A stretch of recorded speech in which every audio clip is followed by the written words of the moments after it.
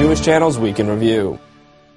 The U.S. pulls out of a UN conference in protest over Israel's treatment. The newest U.S. senator gives her take on Israel. Members of Congress face off with President Obama over a Saudi-connected intelligence official. And an historic conference with Jewish women from all denominations. Hello, and welcome to the Jewish Channel's Week in Review. I'm Stephen I. Weiss. The Obama administration has reportedly decided to pull out of what's being called Durban II, a UN conference on racism that many allege is anti-Israel. The conference is a sequel to one held in 2001 that Jewish news agency the JTA recently reported as having devolved into an anti-Jewish free-for-all. The JTA was first to report the Obama administration's decision, citing advisors Samantha Power, James Warlick, and Jennifer Simon. The newest U.S. Senator, Kirsten Gillibrand, made her first presentation to the Jewish community this week. Christian Needon has the story. 14 members of Congress and both New York senators spoke to a packed crowd of more than 400 at the Jewish Community Relations Council's 30th annual congressional breakfast.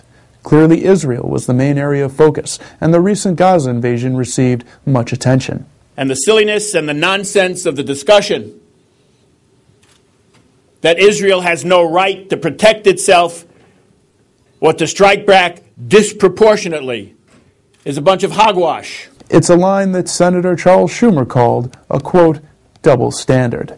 It strengthened this evil double standard which we live with and frustrates us day by day because of the oil wealth in the Arab world and in the Middle East.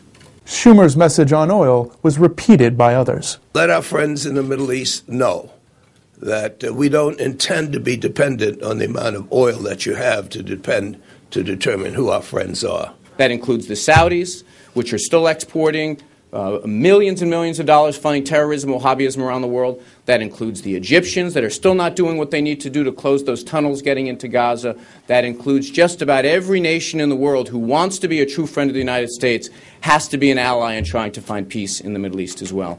And some were willing to point a finger at the biggest focus of U.S. foreign policy concern, Iran. Hamas, Hezbollah are puppets of Iran, and that's clear. The event was also an opportunity for the newest member of the Senate, the recently appointed Kirsten Gillibrand of New York, to make her first statements to the Jewish community. In addition to Hamas, Hezbollah remains poised with thousands of rockets to Israel's north, and Iran continues to direct its support to these terrorist groups with its brazen quest for dangerous nuclear weapons.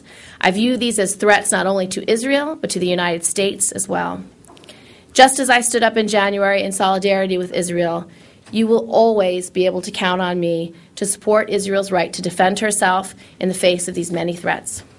In other congressional news, Democrat Steve Israel, who was also at the breakfast, became the first member of Congress to criticize the Obama administration for its appointment of Charles Freeman to chair the National Intelligence Council. Freeman's appointment has been opposed by nearly all Jewish groups who've spoken up on the topic, particularly for his ties to Saudi Arabia, as well as his allegedly anti-Israel views. Joining Israel in criticizing the administration thus far are at least 10 Republican members of Congress. In religion news, a groundbreaking gathering of Jewish women from across the denominational spectrum took place this week to tackle the topic of Jewish women's prayer. Rebecca Honig-Friedman reports. Prayer quilting, a sing-along with Jewish music guru Debbie Friedman, and academic lectures by the Jewish community's most influential female scholars. It's all part of the first ever interdenominational conference on Jewish women's prayer. For years, women were excluded from Jewish public ritual life.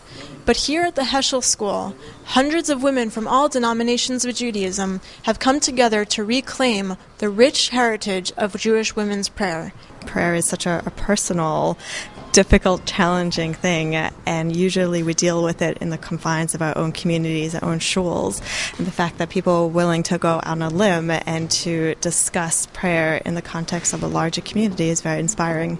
Why the focus specifically on women's prayer? Conservative Rabbi Deborah Cantor, who attended a traditional Orthodox synagogue as a child, explained why boys and men often have the advantage when it comes to prayer. You know, these little pipsqueaks who get invited up to lead Anim Zmirot, for instance, at the end of the service from a very, very young age, so that by the time they come of age, this is their place. They have a sense of a proprietary sense about it. They have a sense of this is their home. But the conference's lead organizer, Dr. Ann Lapidus Lerner, a pioneer in the field of Jewish women's studies, hopes that this event will encourage Jewish women to empower themselves through prayer. To get people involved in learning about the history of personal prayer in Judaism, particularly insofar as women participated in it, to learn more about it and to have people bring prayer more strongly and more centrally and more mindfully into their own lives. A second goal of the conference was to encourage women from different denominations to engage in dialogue with each other.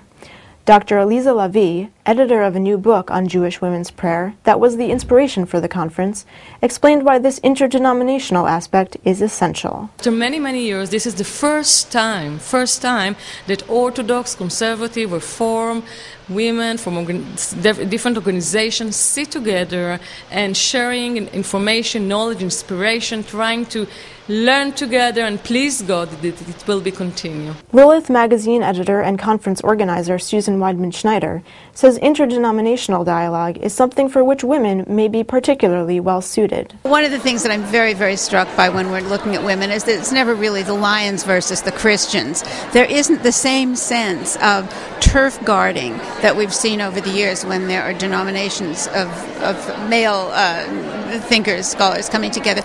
And when it comes to discussing prayer specifically, Blue Greenberg, the founder of JOFA, the Jewish Orthodox Feminist Alliance, was quite pleased with how the discussion went. Prayer is something that often divides the community, and this was a case where prayer united the community. So I hope to see more of that. That's all for this week. For more news and analysis from the Jewish Channel, please visit newsdesk.tjctv.com. From all of us here at the Jewish Channel, be well. The Jewish Channel is available on cable, IO Optimum Cable Channel 291, Time Warner Cable Channel 528, and Verizon Fios Channel 900. For more information, visit tjctv.com.